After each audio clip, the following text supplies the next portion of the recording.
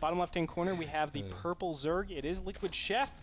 Bottom right-hand position, we have Combat Easy, but he, of course, is Puzzle, as you guys can see. He is the orange Protoss. Yes. And it's really funny because Sheth in the lobby was like, oh, this is slightly demeaning. I should get on my account Deezer.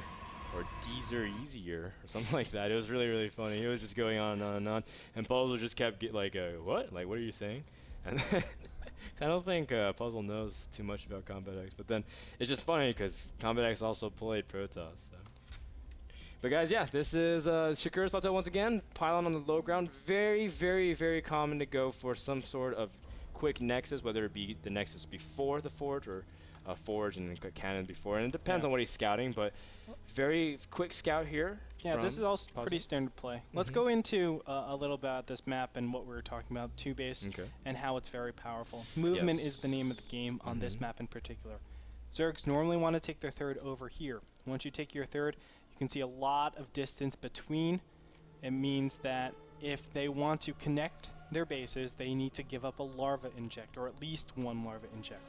Now, they could get additional queens, but it does severely hamper their drone count. That is 3 drones right there, which is 120 minerals per minute. So doing that is kind of tough, but the name of the game, as I said, is movement. If you take your third over here, well, all of a sudden, if I attack the main and the third at the same time, it's very hard to position units to, 1, defend against each of them, and 2, just to get back and forth, because I can have the main army in the main and then a little strike force at the third, and you're in a really tough position if you are the Zerg player. Where do I actually defend? Do I give up a base? How far are they committing to this pressure?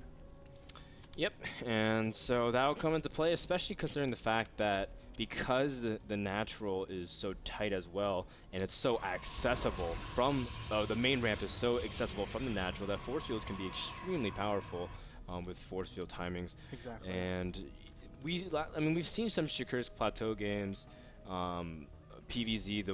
We saw it earlier today between White Raw and Morrow. We also saw Cruncher for Sidra on this map as well.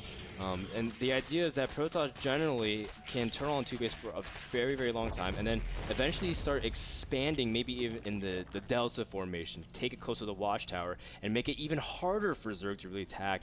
And so there's going to be moments where Sheth is going to have to pick off where Puzzle is most vulnerable, but generally Puzzle is just really aggressive in PvZ and never giving Zerg a break.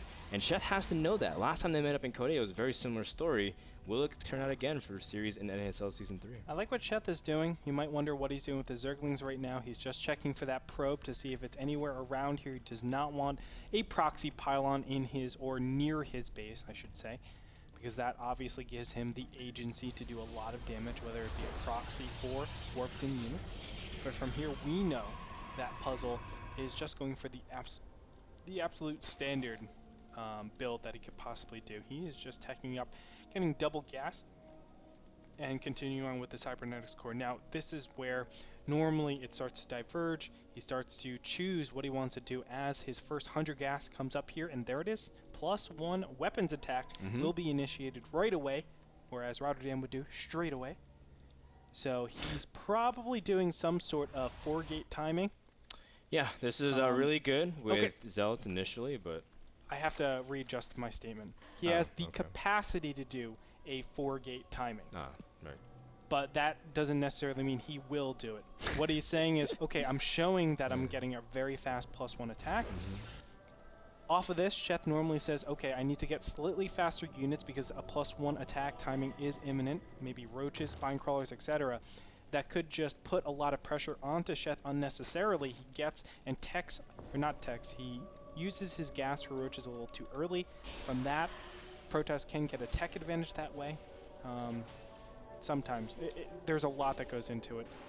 Yeah, there's, especially with the timing of gas, not just from Protoss, but from Zerg as well. Now, Sheth does have his 3 hatcheries, and he's running it pretty nicely, getting his Roachborn and Evo Chamber, pretty standard times thus far.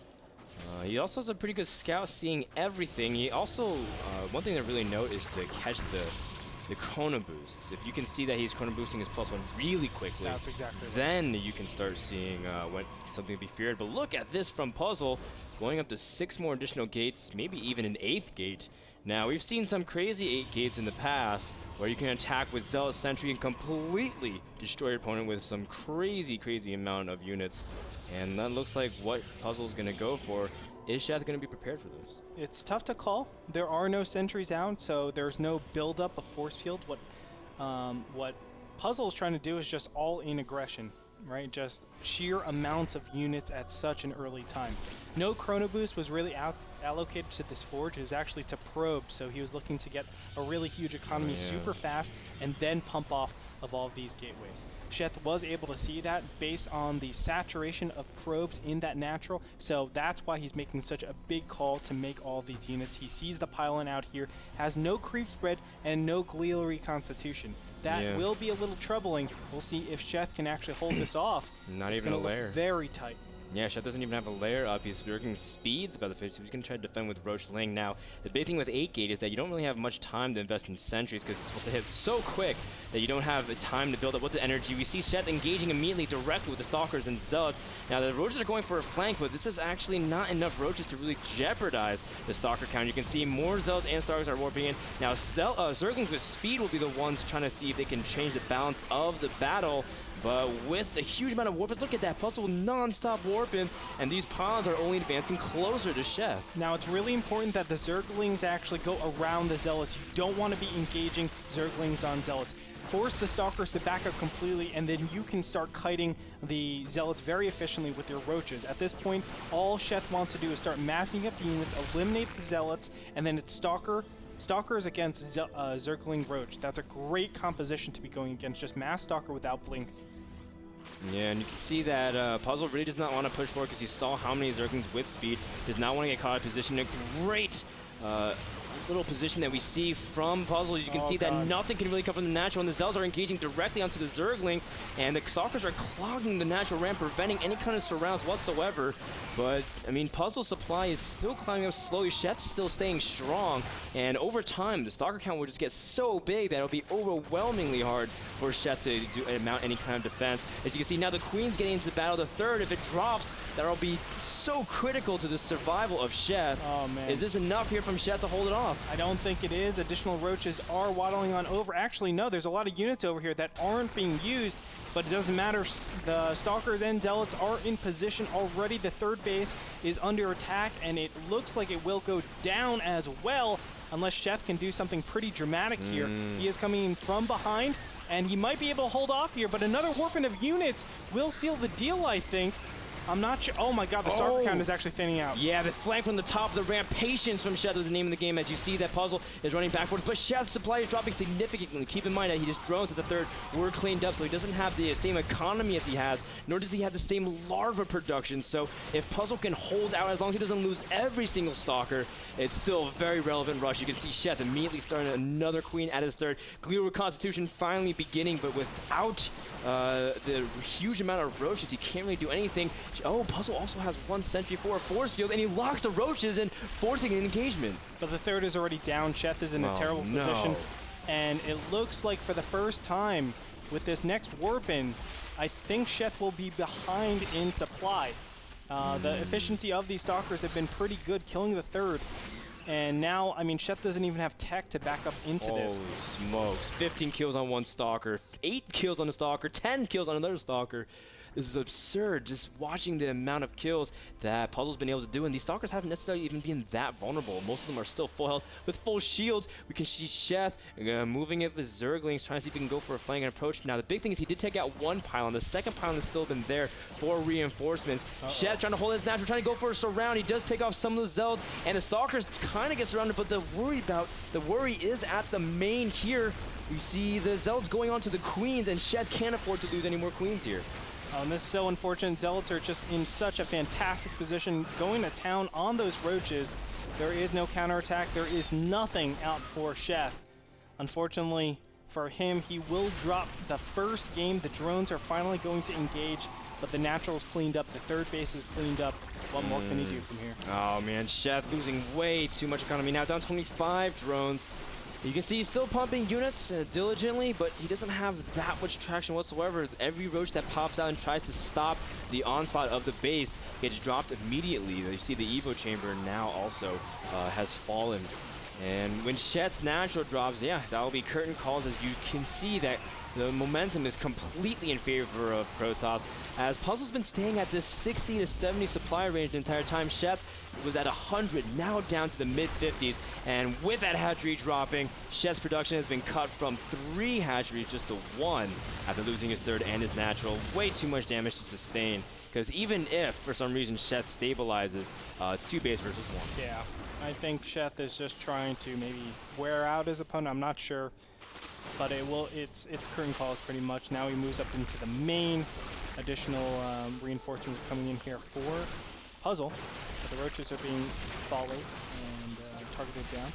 Yeah, just targeting down the spine crawler. Sheth is unable to really do anything. The last of his forces being minced by the Zealots. You can see the Queen has been also targeted as well, with no more real forms of production and nothing left to defend the middle line. Sheth has run out of options completely, and you know, I mean, he's gonna hold this off. 3 Stalkers going down right here. Can he make a comeback? Yeah, off of 1 base against 2 base of Protoss. It's going to be really tough. I love Sheth, man. I wish he could come back from this. Yeah, but it I looks wish all the best.